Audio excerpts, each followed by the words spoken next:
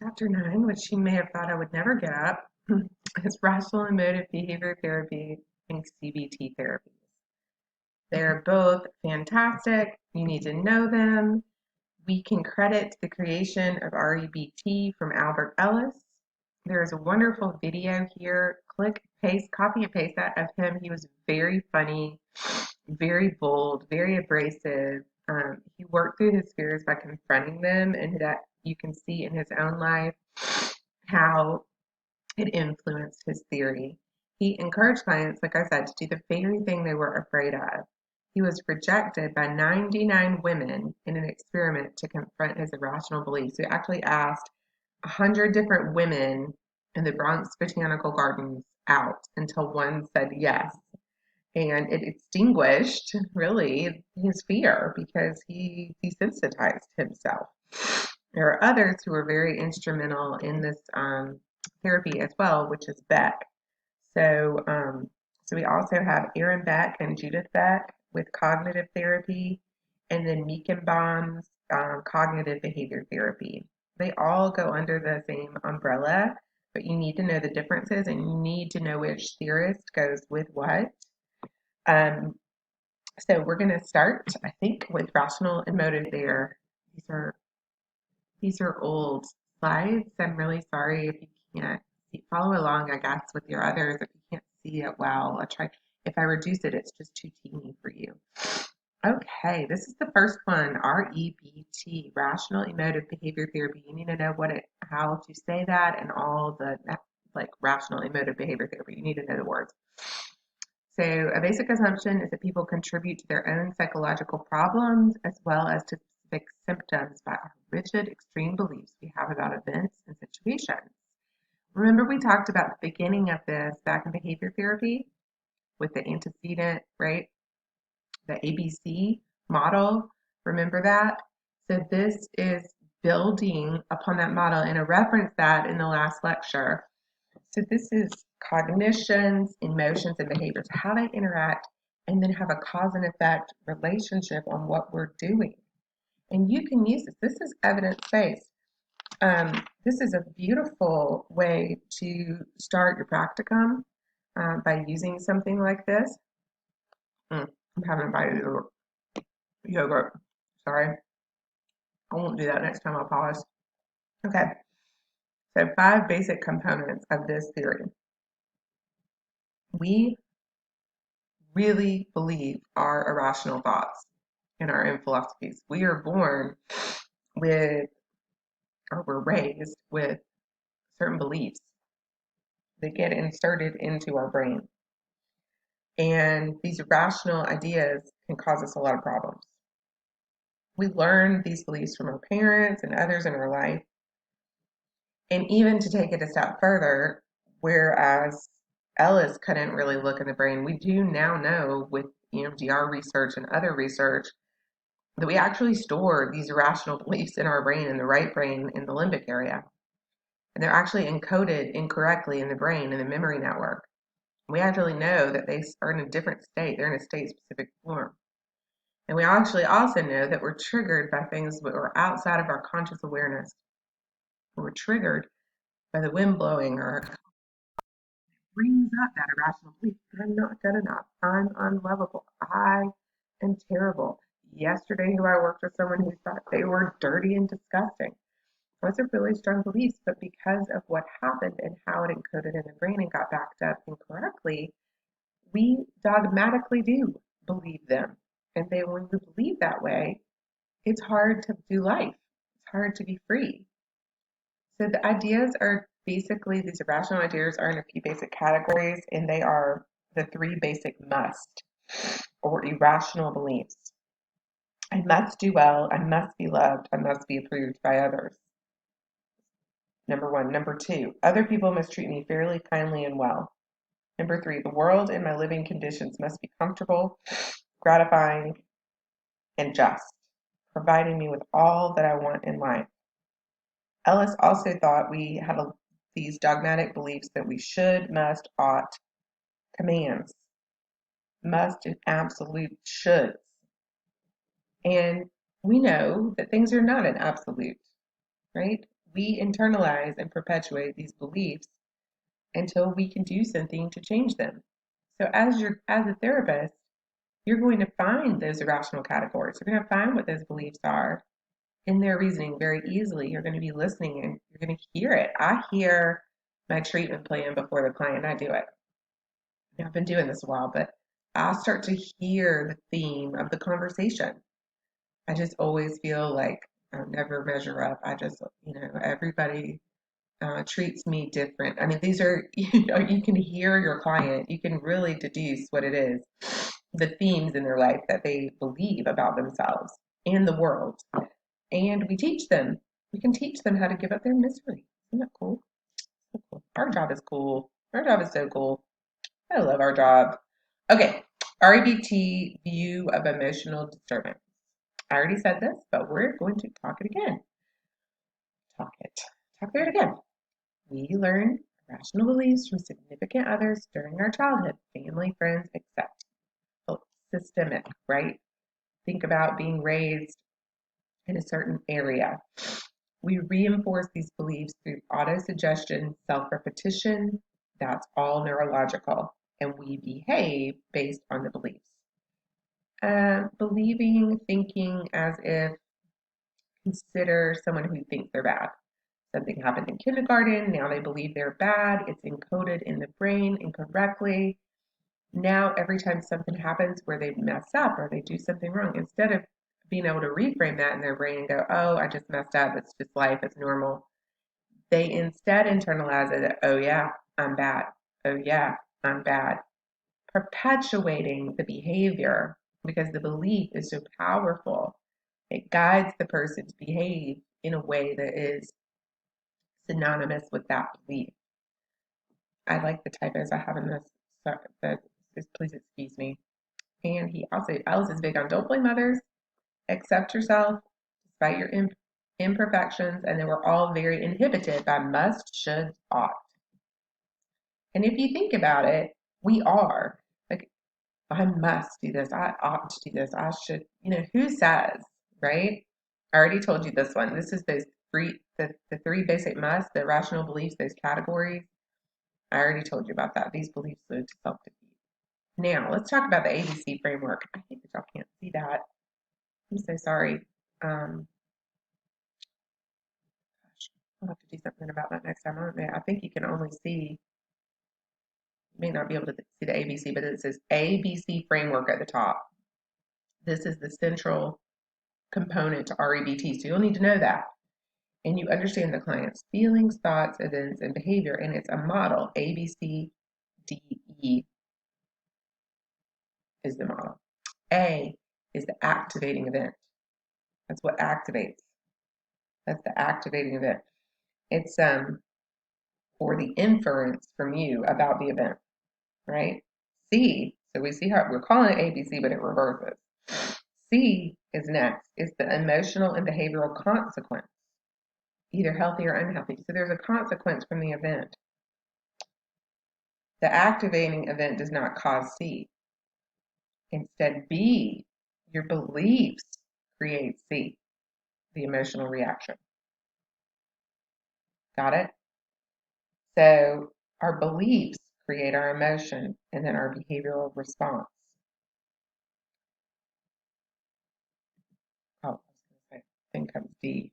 So I was going to get ahead of myself without flipping the slide, which is one of the things I do.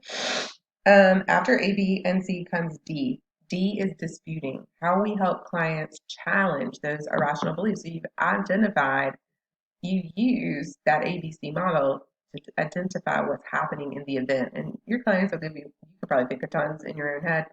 So your clients are going to give you this, or you're going to walk them through it and teach them. It's psycho ed, part of behavior therapies is psycho ed. So we do a good bit of teaching in these theories. So the D is detecting the coulds, woulds, shoulds, awfulizing, which are those distorted ways of thinking. And those are more outlined in cognitive behavioral therapy. There's a whole list of cognitive distortions, and you hear people talk about that a lot. They're very real. Debating, logically questioning the belief. Where's the evidence? It's a great question. I tell my clients, where's the evidence that that's true? I use this stuff all the time without even knowing I'm using it. But, how do you know that? Where's the evidence for that? Discriminating what is rational versus irrational. And E, effective philosophy, a new belief system with homework. So that's what you're moving for. You're going for E. It's replacing those unhealthy thoughts, beliefs with healthy ones. Unconditional self-acceptance for you, for your client. So ABC theory of personality. So just to recap on this ABC framework, this theory of how we can treat personalities is A, B, C, D, E, F. F, add F for new feeling, because once you have that new E effect, you're most likely going to have new feelings, which that's the goal, right? To be able to have control, I mean, in your learning, to be able to have control over our feelings, not to internalize things, not to make it about ourselves. Stay healthy, stay in our balanced sympathetic and parasympathetic nervous system, right? Not be a hostage to our limbic system. We're going into heightened anxiety where we can't function or think. I mean, we've probably all been there. And there are lots of techniques, including homework, in this theory. And I love that. I think this is why this works 110%. It works. If you're going to use this, you need to really dive in and learn it. There are different techniques. That's the theory. And that's a technique in and of itself, because you're actually explaining it, and it's your guiding model for what you're doing. And the techniques to kind of hammer it home are some of these over here on the right, like imagery, role playing, shame attacking exercise, which is really, really fun, and use of force and vigor. So let's talk about imagery. The mental practice helped designed to establish a new emotional patterns. Clients are asked to vividly imagine one of the worst things that might happen to them and to describe their disturbing feelings. Clients are shown how to train themselves to develop healthy emotions, and as their feelings about adversity change, they stand a much better chance in changing their behavior. Imagery is very powerful, and it's one of the things that people forget about a lot in this technique that's missing. I use imagery constantly in my work. Is it EMDR? Is it REBT? Is it CBT? Is it mindfulness meditation? It's everything that I do with my clients. But the majority of what I do is imagery. And I'm going the extra mile. It's not just the bilateral stimulation of the brain, it's the interweaves. They're called cognitive interweaves. They're interventions I'm doing while they're processing. For instance, I may say, I want you to imagine you're in a conference room and your subconscious is outside the door. And I want you to imagine the part of your personality that you feel right now, like anxious Annie or anxious Andy. I want you to imagine that you invite them in to the conference room. What do they look like? And I have them have a talk with that part of them. That emotional part is so powerful. And they don't, we don't tend to look at ourselves that way, but when we do, it's like CBT on steroids is what I call it. Because they're using that imagery and it makes it more real, and it's powerful to be able to talk to yourself and see a part of you like that versus just stay in left brain, because that's bringing on different parts of the brain when I'm doing that. And then I may ask them to do some of the techniques we've discussed, disputing that part of them, but they are the one doing the work. I may even have them go over and hug and hold, or I may add things that that part needs. It may be very complex when I do that. There may be 40 people coming. It depends on how much trauma the person has. There are other things I do as well, like the inner child technique, where I have them go and hold that little kid, visualize the kid. And imagery is a part of EMDR because we're imagining the memory as well, we're activating it in the brain. I even have them role play in their head with imagery. So humor also clearly a big part of what I do. It's a technique. Um, but it is absolutely so healing when people can laugh at themselves. Um, and even me laugh with them about something. um, we just once we've been working together 6 to 9 months, we start to have this.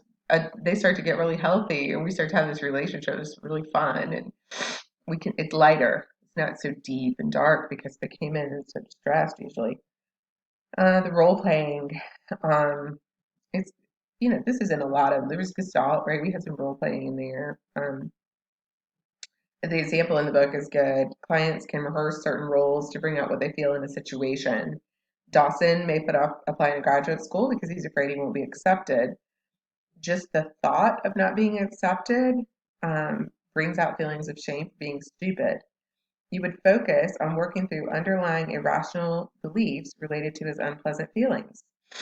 Dawson role plays an interview with the dean of graduate students, notes his anxiety and his beliefs, and challenges his conviction he absolutely must be accepted, or that it means he's stupid if he's not, right? It's hard to get into graduate school. You're not stupid if you can't get in. I mean, there's a lot of things going on there. The shame attacking exercise is really fun. We stubbornly refuse to feel ashamed by telling us ourselves it's catastrophic if someone thinks we're foolish, and quite frankly, it is the opposite. Um, Shame is a universal feeling. Brene Brown, we started with her in the foundations class. I recommend reading her. But shame's universal and we all feel it. Everybody has shame. And so attack it. Just put yourself out there. Things you're worried about. For example, clients who are so scared to attract attention maybe wear loud clothes. Ask a silly question at a lecture. I obviously have gotten over this myself because I've actually kind of used this in my own life with presenting. I go ahead and I already know something's going to go wrong with the sound or something like that. And so I'll make jokes about all of it. Like, oh, yep, no sound.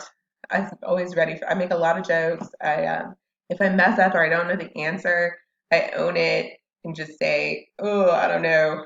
I know I'm sitting up here acting like I know everything, but I certainly don't. Like I say stuff like that, and it just makes it makes you feel better because you can laugh at yourself and not try to be the expert. I don't know if that's a good example, but kind of doing the very opposite of what you're like doing the very thing you're scared of doing, just like when he went and asked 400 women out. My gosh, I would have loved to have seen that as well. And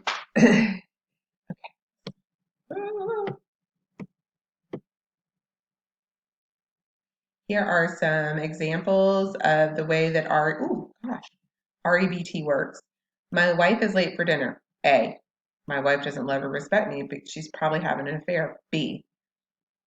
C. Anger, sadness, hurt, resentment, jealousy, yelling, accusation of affair. There it is in action, guys. I like that so much because it makes a lot of sense. And then he has the catastrophe scale, and this is great. It's kind of like systematically desensitizing like your worst experiences. So you can take out a piece of paper, draw a line down the middle of the paper, write 100% and 0% at the bottom, and intervals of 10 along the line, all the way between 0 and 100 on the line. Now think of an event which was or is difficult for you to deal with. Place the bad experience along the catastrophe scale, with 100% being the best you felt and 0% being the worst you felt. Fill in the scale with other experiences appropriate to the levels on the scale. You'll take a closer look at where your original bad event was on the scale, where other events are on the scale. Would you change the location of the original bad event after putting these in perspective? Excellent technique. Something you can use right here when you go into practice an internship. Reframing. Think of a time in which life is particularly difficult for you. Then write 10 positive things that have occurred this from this event. Look at how this event has been so positive in your life. Is it really as unbearable or awful as you once thought? Love that too. These are great. These are great behavior interventions here. More techniques and methods. Cognitive teach clients how to challenge the self-statement. Clients have to change their way of thinking by disputing irrational beliefs, doing cognitive homework, bibliotherapy, changing one's language. We don't say should, would, could. Bad words in this theory. Psycho ed. Lots of teaching, lots of homework. That's the cognitive. So these are the different methods, cognitive, emotional, behavioral. Okay. There's the cognitive ones: emotion, unconditional acceptance, shame attacking, role playing, modeling, and humor. See page 278 if you want to. We talked about that, but you should read this. You better read these chapters. Let me tell you that, because you need to know everything. And I'm saying things in these PowerPoints that'll be on your test. Behavioral techniques: operant conditioning, systematic desensitization, relaxation techniques, modeling, and behavioral homework. Therapeutic implications: focus on thinking and acting in the present. Not a lot of time on the history, right? Not much value on free association, dreams, or transference. Very different from Freud. There's homework. It's very educational. There's relationship is that of a teacher. You're a teacher in these. And that works nicely for people like Dr. Powers and me, because we love to teach. So I flip into teacher a lot, but I am person centered, but I do flip in a lot. Warm relationship is not required for this one. Explain, teach, take the mystery out, and self disclosure of your own progress. And then we go to Aaron Beck. So he's another theorist that we talked about in the beginning of this lecture. And Aaron and his daughter Judith are responsible for cognitive therapy. He was a sick child. I get him confused with Adler sometimes, even though at some point he was still alive. I don't know. Did I talk about that? It's Ellis that's dead, but Beck may still be alive. To me, he has a similar history for some reason to Adler, because he has two siblings that died before he was born. His parents are Jewish immigrants from Russia. His dad was a socialist. Mom was overbearing, extreme mood swings. He had a life-threatening staph infection at age 8. I remember Adler and his dad when he was 4 and heard them say he was going to die. He had a fear of hospitals, blood, and the smell of ether. He had difficulties in school, but then finished ahead of his classmates. He's soft-spoken and gentle, and he's not interested in convincing clients of irrational beliefs, wants to explore with clients automatic thoughts. Found cognitions, or thoughts on depressed people, to be caused by errors in logic. Negative thoughts are underlying dysfunctional beliefs triggered by events leading to a depressed pattern. It is his daughter, I was correct. Judith Beck now writes on his theory. Very closely related, Beck discovered cognitive therapy independent of Ellis. You'll need to know that. That's why I pulled my notes up, because I didn't want to miss something. Make sure you read my notes on these PowerPoints. They're the culmination of years of adding and other teachers and things such as that. See, yes, interested in cognitive thoughts. It is 8:20. I should probably get ready for work. Cognitive behavior therapy, CBT. If you cannot see it up there, just FYI, that's what it says. It originated from Beck's cognitive therapy. It is empirically supported. It is evidence-based to work on depression.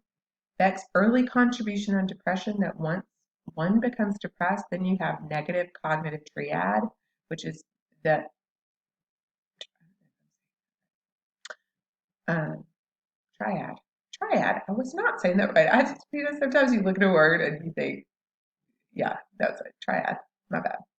Negative views of self, self-criticism, the world, pessimism, and future, hopelessness. That's the negative triad. Theoretical assumptions.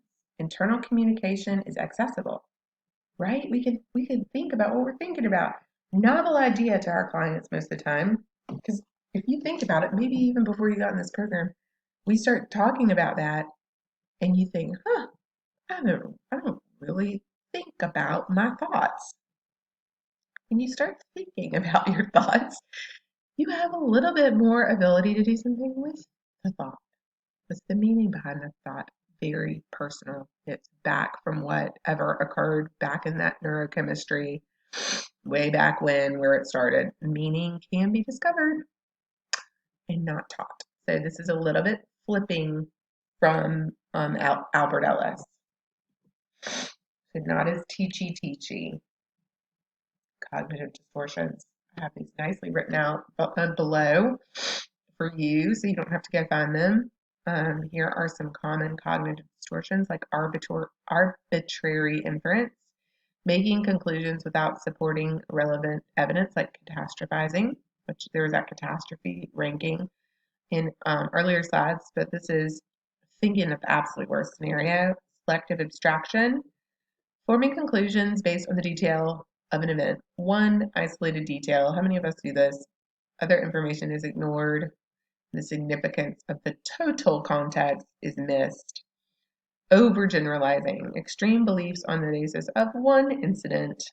Magnification or minimization. Making something greater or lighter than you should. Personalization. We personalize things that happen all the time. They haven't diddly squat to do with us. People are not thinking about you. I promise. They're thinking about themselves. Every once in a while, maybe, but we usually make inferences about things because of our own stuff. Somebody doesn't speak to me, doesn't smile at me. You guys do this in email with me, so I try to be really mindful because I'll send a quick email to you guys, and a lot of times I'll get back. They'll tell me later, I'm so nervous about your email, and I really never ever intend to make anyone feel that way. I mean, unless there's something going on, but typically I'm just busy and I shoot off a quick email and it's not mushy gushy and layered in sugar. So I try to be mindful of that, but it happens a lot when people mislabel what I'm doing. Polarized, all or nothing thinking. We know where that's getting us right now. It's not true. It's not all or nothing. Therapists help client to identify the distorted thought they're using, and the clients are taught to recognize and observe and monitor their own thoughts and assumptions. Then those negative thoughts are reality tested. So you're a failure. Tell me about you being a failure. Tell me about you situations where that's been the case. Therapy is focused on current problems, regardless of diagnosis. Past may be brought into therapy. Strong desire to talk about it when working on a problem with little insight and emotional thinking or behavioral change to determine where the cognitive distortion originated from and its current impact on thoughts. Okay. Cognitive therapy. Clients learn how to identify dysfunctional thinking. Clients identify cognitive distortion. Then we test it out for evidence, engage in a Socratic dialogue with the therapist, and carry out homework to do experiments.